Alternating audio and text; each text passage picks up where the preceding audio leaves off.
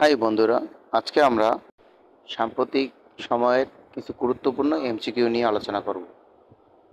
প্রথমে আসি বাংলাদেশ নিয়ে। ছাত্র জনতার অভ্যুত্থানে প্রধানমন্ত্রী শেখ হাসিনা পদত্যাগ করেন কবে? তো হলো 5ই আগস্ট 2024।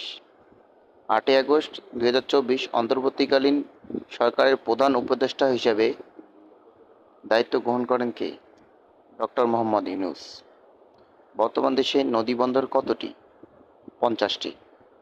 দেশের 50তম নদীবন্দর কোনটি? ভোলাগঞ্জ নদীবন্দর, সিলেট। 26 আগস্ট 2024 পর্যন্ত নিবন্ধিত রাজনৈতিক দল কতটি? 45টি। দেশের সর্বশেষ রাজনৈতিক দল হিসেবে নিবন্ধন পায় আমার বাংলাদেশ পার্টি। বাংলাদেশ ব্যাংকের গভর্নর পদের বয়সসীমা কত? বয়সসীমা নেই বাংলাদেশ ব্যাংকের গভর্নর পদের।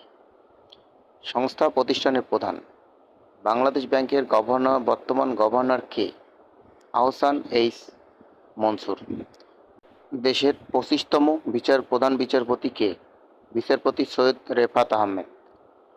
থাইল্যান্ডের সর্বকনিষ্ঠ ও দ্বিতীয় নারী প্রধানমন্ত্রী কে? পেতংতান সিনেওয়াত্রা। বিশ্বে কোন দেশে প্রথম এআই হাসপাতাল চালু করা হয়? চীন। মার্কিন প্রেসিডেন্ট নির্বাচনের দ্বিতীয় নারী প্রার্থী হন কে? কমলা হ্যারিস। সংস্থার সদস্যের ক্ষেত্রে 23 আগস্ট 2024 কোন দেশ আইসিএসআইডি এর সদস্যপদ লাভ করে? নিরীক্ষীয় গিনি। স্থায়ী সালিসের আদালতের বর্তমান সদস্য সংখ্যা কতটি? 123টি। 11 আগস্ট 2024 কোন দেশ পিসি এর 123তম সদস্যপদ লাভ করে? ভানুয়াতু।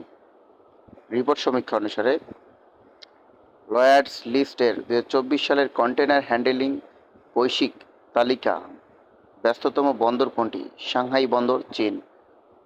লয়ার্ডস লিস্টের 2024 সালের কন্টেইনার হ্যান্ডেলিংয়ের বৈশ্বিক তালিকায় চট্টগ্রাম বন্দরের অবস্থান কততম? 67তম।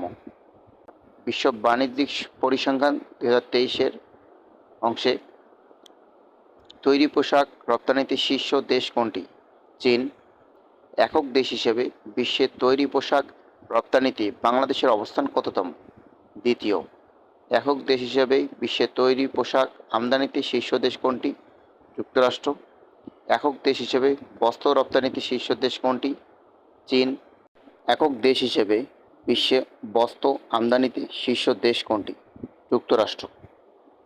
একক দেশ হিসেবে বিশ্বে বস্ত্র আমদানিতে বাংলাদেশের অবস্থান কততম? চতুর্থ। ক্রীড়াঙ্গনের দিক থেকে 34তম গ্রীষ্মকালীন অলিম্পিক কবে অনুষ্ঠিত হবে? 14 থেকে 30 জুলাই 2028। 34তম গ্রীষ্মকালীন অলিম্পিক কোথায় অনুষ্ঠিত হবে?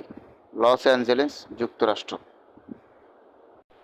বন্ধুরা, এখানে সংযোজন করতে গেলে শুধু একটি করতে হয়। কিছুদিন আগেই আরও একটি রাজনৈতিক দল আমাদের নিবন্ধিত হয়েছে, সেটি হচ্ছে গণ অধিকার পরিষদ। তাই সর্বশেষ নিবন্ধিত রাজনৈতিক দল হবে গণ অধিকার পরিষদ এবং 46তম। ভিডিওটি শেষ করার জন্য আপনাদেরকে অসংখ্য ধন্যবাদ।